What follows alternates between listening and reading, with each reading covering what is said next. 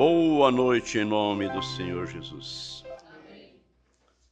A escritura que nós vamos tomá-la no livro de Êxodo, capítulo 12.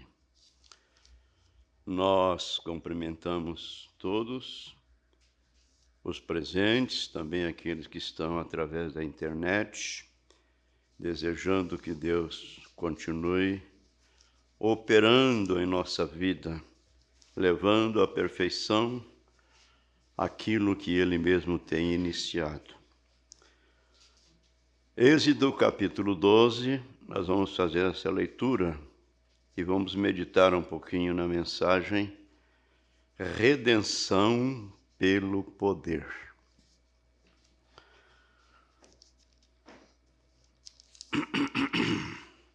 Todos encontraram?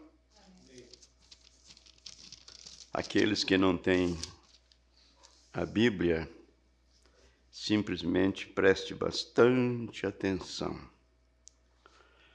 Falou o Senhor a Moisés e a Arão na terra do Egito, dizendo: Este mesmo mês vos será o princípio dos meses.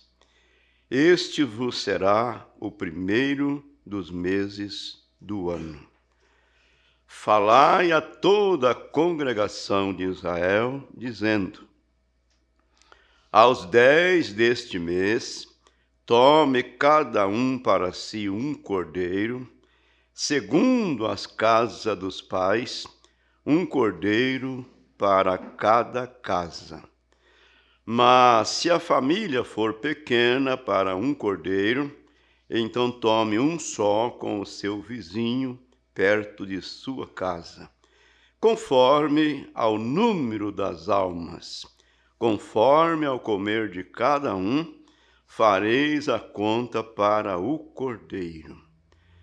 O cordeiro ou cabrito será sem mácula, um macho de 1 ano, o qual tomareis das ovelhas ou das cabras, e o guardareis até o 14º dia deste mês.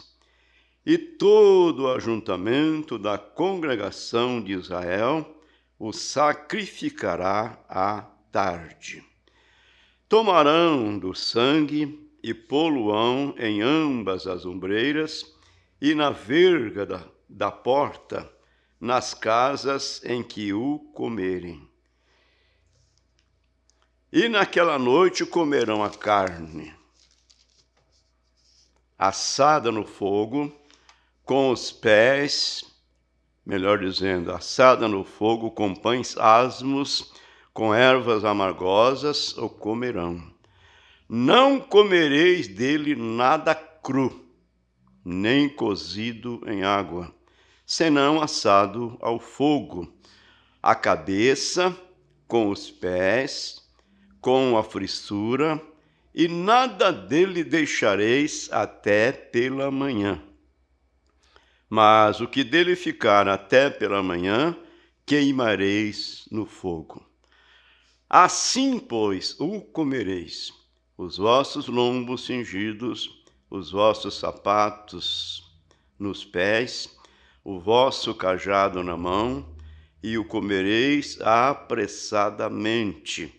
Esta é a Páscoa do Senhor. E eu passarei pela terra do Egito esta noite, e ferirei todo o primogênito da terra do Egito, desde os homens até aos animais. E sobre todos os deuses do Egito farei juízos. Eu sou o Senhor. E aquele sangue vos será por sinal na casa em que estiverdes. Vendo eu sangue, passarei por cima de vós, e não haverá entre vós praga de mortandade, quando eu ferir a terra do Egito. E este dia vos será por memória, e celebrá-lo-eis por festa ao Senhor. Nas vossas gerações o celebrareis por estatuto perpétuo. Amém. Vamos dizer amém? Amém. Senhor Deus, isso é tudo que um homem, um ser humano pode fazer. Abrir a Bíblia Sagrada e ler uma porção dela e até mesmo decorá-la para citá-la de cor. Mas necessitamos, ó Pai, de algo mais. É preciso que esta palavra seja vivificada em nossos corações. Pois o Senhor mesmo disse que a letra mata, mas o Espírito é o que vivifica. Então pedimos que o Espírito Santo venha para vivificá-la em nossos corações. Oramos no precioso nome de nosso Senhor e Salvador Jesus Cristo. Amém. Assentai-vos. Nesta mensagem, Redenção pelo Poder, o profeta de Deus nos mostra que Deus estava tirando Israel do Egito e levando-os para a terra prometida, para a terra da promessa. E Deus deu a eles a terra. Era uma promessa que Deus havia feito a Abraão. A terra lhes pertencia, mas eles tiveram que lutar, tiveram que tirar os inimigos, tiveram que derrubar os muros e possuir a cidade. E o profeta de Deus vem e nos diz, e isso é o que Deus tem feito hoje. Meu Deus! Ele deu a cada um de vocês, eu diria, cada um de nós, aqueles que o desejam, o batismo do Espírito Santo. Mas você precisa entrar, tomar posse dele. É só isso. Você precisa entrar e tomar posse dele, lutar contra as divergências e derrubar os muros e começar aí e obtê-lo. Amém. A promessa é sua. Ela te pertence, mas você tem que lutar para possuí-la. Cada um que recebeu de Deus uma promessa teve que lutar para receber, para alcançar, para possuir aquilo que Deus lhe havia prometido. E conosco não é diferente. Então o irmão Branham diz assim, Deus estava trazendo sua igreja para o êxodo, para tirá-la do Egito para a terra prometida. E ele diz, eu gosto disto. E você? E nós? Eu gosto disto. Eles iam atravessar para tomar posse da terra. Deus lhes deu a terra, embora estivesse toda cercada com enormes edifícios e muros. E os muros ao redor de Jericó, que carruagem apostavam corridas em seu redor. E pense nisso. Entretanto, Deus disse, eu a dei para vós, é vossa, mas eles tiveram que limpar, tiveram que derrubar os muros, que não era pouca coisa, não. Eles tiveram que lutar para possuir aquilo que lhes pertencia. Então ele fala que a mesma coisa Deus tem feito conosco. Tem dado o Espírito Santo, tem prometido o Espírito Santo a qualquer um que desejar. Mas nós precisamos entrar, precisamos tomar posse dele. A Bíblia diz em Atos capítulo 2, que a promessa é sua, a promessa vos pertence, é para vós, para vossos filhos, para todos que estão longe, tantos quanto Deus nosso Senhor chamar. Mas como possuí-lo?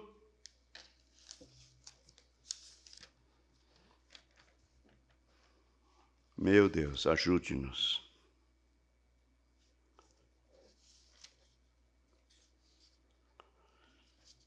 Mais adiante um pouquinho, para nós ganharmos tempo, eu não quero segurar vocês por muito tempo essa noite, que está muito frio.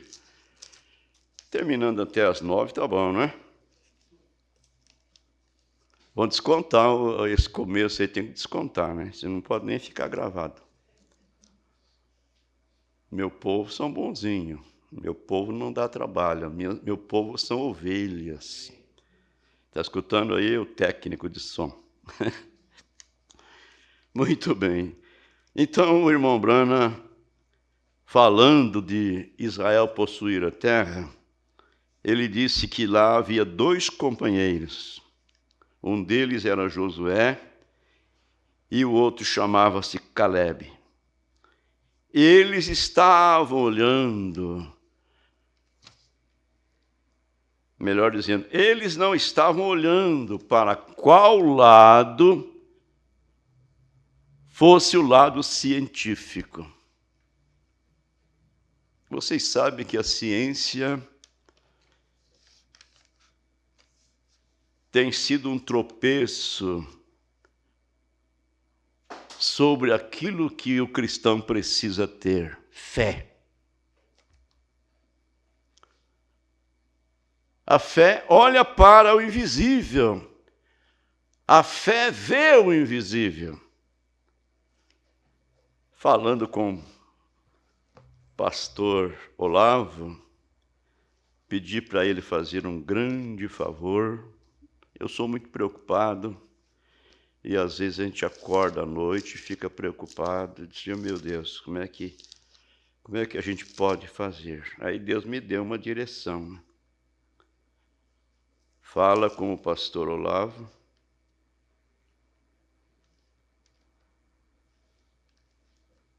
que ele está mais próximo lá, para ir até lá e preparar a pessoa, para que quando essa pessoa chegar lá na sua casa, não ser tão surpreendida, né? Estou falando a respeito da irmãzinha que morreu e a mãe até hoje não sabe. E a mãe quer voltar para casa, agora na próxima quarta-feira. Então eu pedi para o pastor Olavo: vai lá, Deus vai te dar inspiração e você vai preparar, né? Mostrando que a morte não é o fim, né? E aí até citei para ele uma escritura, um pastor citando a escritura para o outro. Falei: você leia, se eu fosse o senhor, eu leria 2 Coríntios 4, a partir do verso 16. Veja: por isso não desfalecemos, mas ainda que o nosso homem exterior se corrompa, o interior, contudo, se renova de dia em dia. Porque a nossa leve e momentânea tribulação produz para nós um peso eterno de glória muito excelente. A nossa momentânea tribulação, a doença, a separação, a morte, não é isso? Porém, produz para nós um peso eterno de glória muito excelente, não atentando nós nas coisas que se veem, mas nas que se não veem, porque as que se veem são temporárias, passageiras. Não importa quanto tempo demore, passará. Mas as que se não veem são eternas.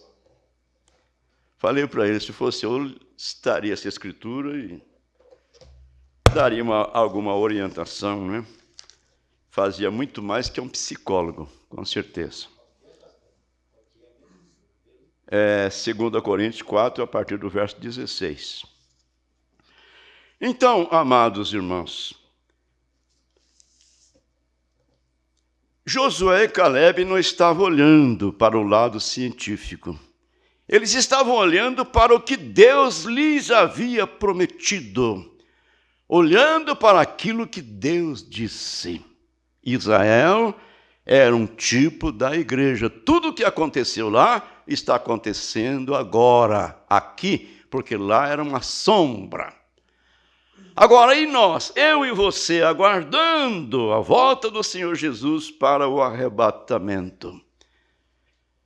Não podemos ficar olhando para o lado científico, porque isso estorva, embaraça a nossa fé. Vamos olhar para a promessa, para aquilo que Deus tem nos prometido, e levantar a cabeça e dizer como Josué e Caleb: somos mais que capazes de possuir a terra, porque foi Deus quem fez a promessa. Somos mais que dignos de estarmos no arrebatamento, porque Deus tem nos chamado e tem nos prometido. Então eles estavam olhando para o que Deus disse. Disseram: nós conseguiremos tomá-la. E isto é certo. E eles trouxeram certa evidência que era uma boa terra. Aquele cacho de uva que precisou 2 homens para carregá-lo. Pequenino, né? Provaram do fruto e viram que, na verdade, era uma terra fértil. Era uma terra que, segundo a Bíblia, produz leite e mel. Agora, o profeta disse: eu estou tão feliz por aquela evidência. Que evidência? A evidência que o Senhor Jesus Cristo nos deu, mostrando para nós que a sepultura não é o fim, mostrando para nós que um homem pode viver depois de estar morto. Então ele disse que ele ia preparar lugar, não é isso? Então o profeta disse: estou tão feliz por aquela evidência. Não está você? Há uma boa terra bem acima de nós. Amém. E nós estamos a caminho dela nesta noite. Aleluia. Vale a pena negar a nós mesmos, renunciar os nossos direitos, como Paulo diz: todas as coisas me são lícitas, mas nem todas as coisas me convêm.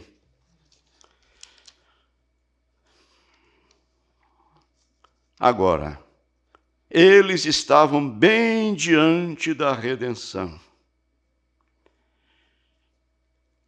Porém, nosso Deus, como sempre digo, é um Deus exigente. Ele é um Deus detalhista. Então o profeta diz: Deus requereu dos filhos de Israel para que com certeza estivessem protegidos. Disse que eles matassem esse cordeiro e colocaram o sangue no umbral e na parte de cima da porta. E era para eles entrarem e comer este cordeiro, cada pedacinho dele. Cada pedacinho dele. Observem todo o cordeiro, não apenas parte dele, mas cada pedacinho dele para ser comido. No próximo parágrafo, que é o 58, o profeta diz: algumas pessoas dizem: eu vou pegar apenas esta parte. Essa é a parte que eu gosto, né? Como se estivesse comendo frango. Muitas pessoas dão preferência a determinados pedaços, não é? Alguns gostam do peito, que tem mais carne, né? E outros gostam da asa, do pé, e assim sucessivamente. Mas aqui não. Aqui era para comer todo o cordeiro, cada pedacinho dele. Amém. São Mateus 4, o Senhor Jesus diz que nem só de pão viverá o homem, mas de toda a palavra que sai da boca de Deus. Amém. Então observe. Meu Deus, onde é que está? Aqui. Eu vou pegar apenas essa parte, eu crerei apenas nesta parte. Mas você tem que tomar ela toda, cada pedacinho dela. Alguém diz: eu creio que ele foi ferido pelas nossas transgressões. Quer dizer, ele morreu pelos nossos pecados, para perdoar o meu pecado. Mas, pelas suas pisaduras, fomos sarados. Não sei não, hein? Talvez isso seja certo para outras pessoas, mas isso não é para mim. Não passa esse pensamento. Sabemos que a nossa mente é o lugar do confronto, onde Deus vem e o diabo vem também. Não chega esse pensamento dizendo, sabe de uma coisa, a cura divina, muitas pessoas têm dom para receber cura divina, têm fé para isso, mas eu acho que não é para mim não. Mas sabe o que diz o profeta?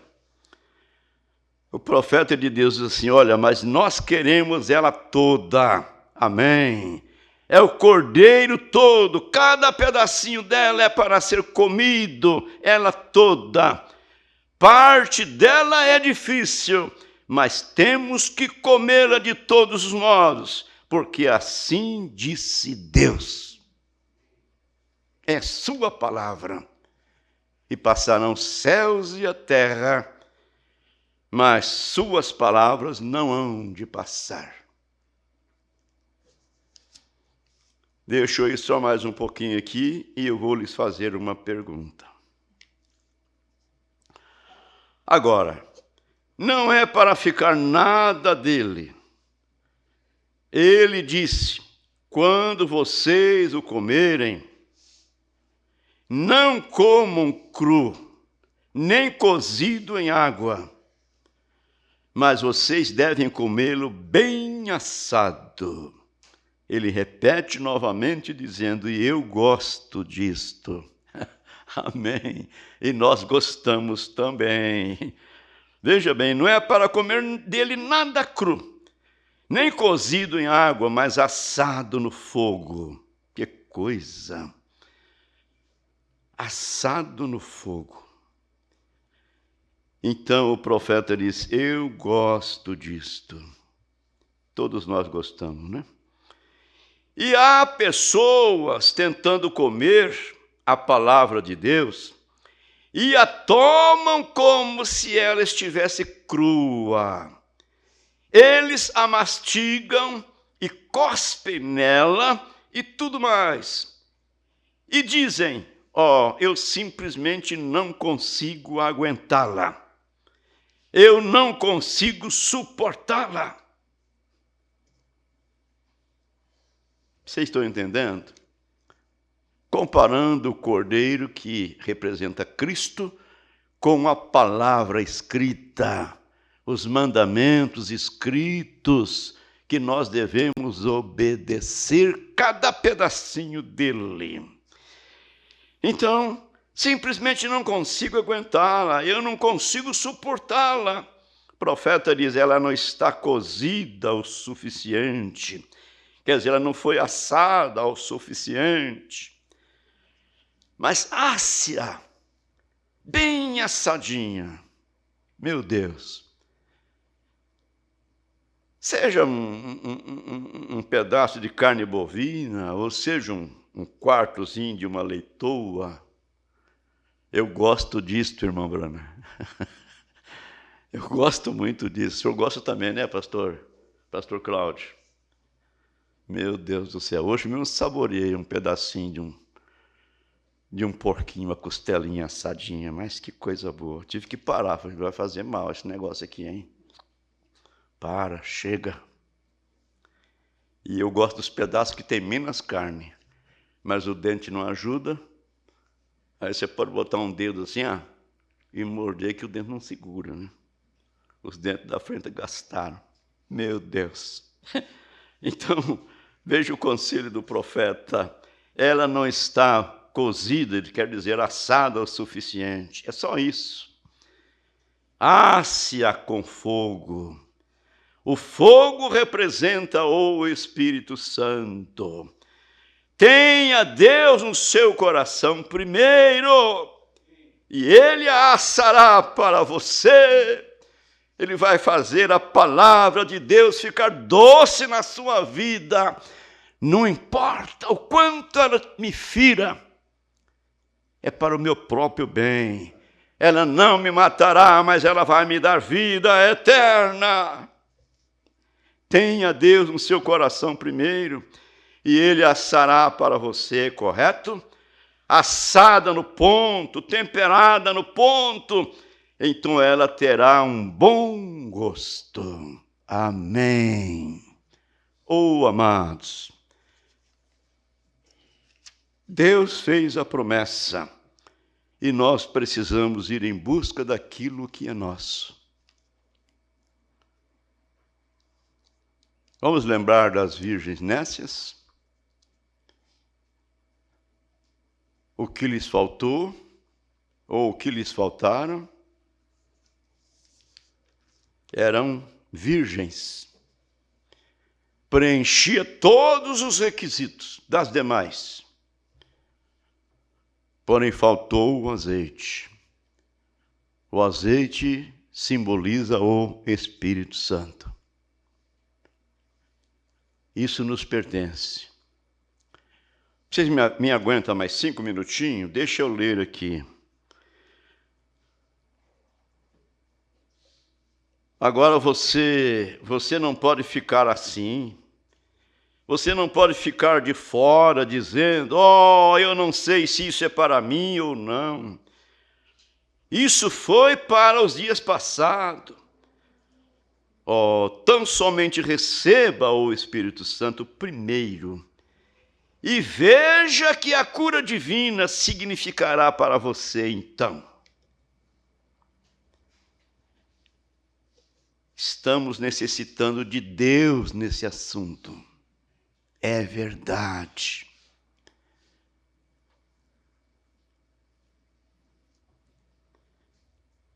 Veja o que uma religião sincera significará para você, então, quando você tiver o Espírito Santo aqui, para assar o cordeiro quando ele vier. Amém. Isso é correto. Asse o cordeiro primeiro, e você tem que ter fogo para assá-lo.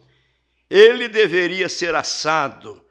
Que coisa! É assim que ele é bom. Asse-o. Isso simplesmente queima tudo.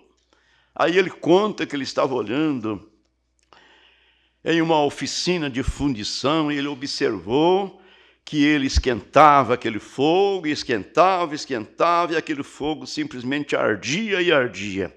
E quanto mais quente ficava, a impureza nos metais fundidos subia para cima numa espuma. E eles tiravam aquela espuma que subia naquela fervura. E quanto mais quente ficava a impureza dos metais fundidos no ouro, tudo subia para a superfície. E eles tiravam a espuma. E eles esquentavam um pouco mais, o fogo da fundição. E então, quando aquilo fervia mais, eles extraíam mais coisas diferentes, peritas e coisas mais daquilo. Agora, a primeira coisa que subiu, quem sabe ali na primeira fervura que ele quer dizer, a primeira coisa que subiu foi terra, tal como terra e lama. A próxima a subir foi metais, como as coisas não boas, um pouco de mercúrio, e todas essas coisas subiram e foram retiradas. Continuaram, e a última coisa que extraíram foi perita, que é o ouro dos tolos. Eu falei uma coisa aqui, e aí eu, pensando que o povo não está escutando, né? E a irmã escutou, e hoje ela me falou, o senhor falou tal coisa, né? Eu não ouvi o senhor no dia que estava pregando, mas eu ouvi depois. Uma vez eu levei uma pedra para Goiânia, que a gente descia na rua para ir lá no tabernáculo, lá na Senador Jaime, né? E descia desde o Hotel Opala, por ali afora, Santa Cruz, a gente descia aquela rua ali, né? E tinha um camarada lá que tinha umas pedras preciosas, e ele comprava. Aí, então eu levei uma vez uma pedra bem grandinha assim, ó, pesada, parecia ouro mesmo. E cheguei lá e mostrei para o cara, e o cara olhou assim e falou, isso aqui é perita, não é ouro. E o profeta diz aqui que ela brilha mais que o ouro, mas é chamada ouro de tolo, né? Você sabe que existem muitas coisas nas pessoas que um tenta enganar o outro? Quando a pessoa é cristã, ou agir assim, de qualquer forma, vê? Mas simplesmente deixe o Espírito Santo ferver tudo. Ele vai tirar tudo, tirar todo o ouro dos tolos de você também. Ouro dos tolos. Muitas pessoas vão ao oeste e encontram um pouco disso e pensam que, acharam uma mina de ouro. E ele brilha mais que o ouro. Porém, aquilo é ouro dos tolos. Não tem nenhum valor. E agora eles fervem aquilo e tiram toda aquela espuma e simplesmente segue fervendo e cozinhando até que seja ouro puro. Fervem até ser reduzido a 100% ouro. E esta é a maneira que Deus faz com a sua igreja, com a sua noiva.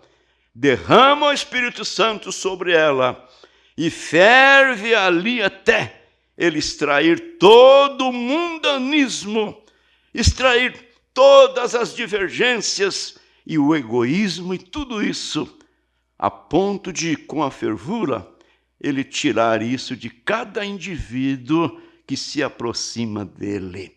O profeta diz amém, e nós diremos amém também. A Bíblia nos diz em São Mateus, capítulo 3, versículo 11, João disse: eu, na verdade, vos batizo com água, mas após mim virá um que vos batizará com o Espírito Santo e com fogo. O Espírito Santo é fogo, e ele é a terceira etapa da graça da vida cristã. Primeiramente, o vaso foi tirado da lama, depois o vaso foi esterilizado, então agora o vaso vai ser cheio do Espírito Santo. Que Deus nos ajude. Como recebê-lo? O profeta disse, olha, viva uma vida que você não gostaria de fazer nada errado quando ele viesse. Viva de maneira, fale as coisas boas, não fale nada que você não gostaria de dizer quando ele viesse. E nós estamos aguardando a sua chegada a qualquer hora.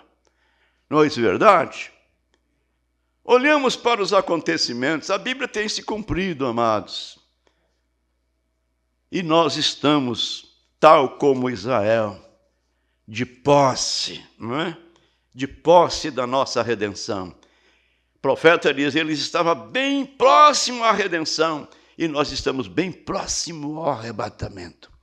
Faça a sua parte, minha irmã, faça a sua parte, meu irmão. Vamos comer o cordeiro da maneira como Deus tem nos instruído através de seu profeta.